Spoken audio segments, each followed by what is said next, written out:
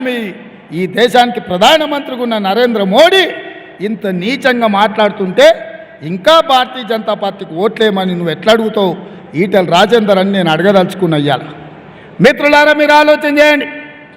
ఇవాళ ఈ వేదిక మీద ఇక్కడ ఉన్నోళ్ళు వేలాది మంది శివుడి భక్తులు ఉన్నారు. కీసర్లో మనం శివరాత్రికి పెద్ద ఎత్తున దర్శనం చేసుకుంటాం. యాదగిరిగుట్ట లక్ష్మీ నరసింహస్వామి భక్తులు ఉన్నారు.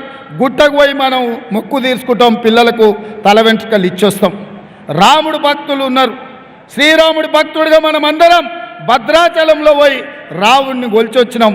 అదేవిధంగా జోగులాంబ అలంపూరు పోయి జోగులాంబ శక్తి పీఠానికి ఇవాళ పూజలు చేసుకున్నాం. ఒకటే దయ్యం పట్టినట్టు పట్టింది బీజేపీ వాళ్ళకు. జై శ్రీరామ్ అనాలనంట, బూతులో ఓట్లు పడాలనంట. ఎత్తిన జెండా దించకు, ఇచ్చిన పైసలు వంచకు అన్నట్టు తయారైంది వీళ్ళు. ఏంది ఇది అని నేను అడుగుతున్నా.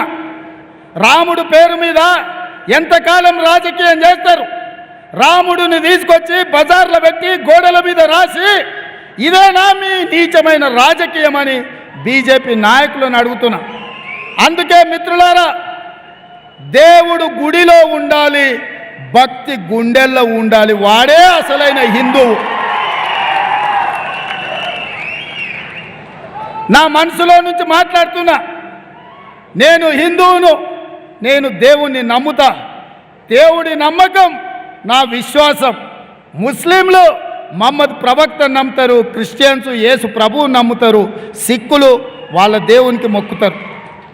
ఎవడి ధర్మము ఎవడి జాతి వాడిదే.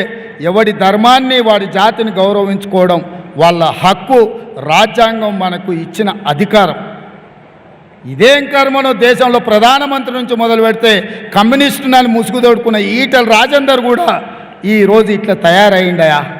అందుకే దేవుడి పేరు మీద, మతం పేరు మీద రాజకీయ వ్యాపారం చేసేటోళ్లను పొలిమేర్లు దాటే వరకు తరమాల్సిన అవసరం ఉంది. శాంతి భద్రతలను కాపాడి మత సామరస్యాన్ని నిలబెట్టి ఈ నగరాన్ని అభివృద్ధి చేసే బాధ్యత మన ప్రభుత్వం తీసుకున్నది.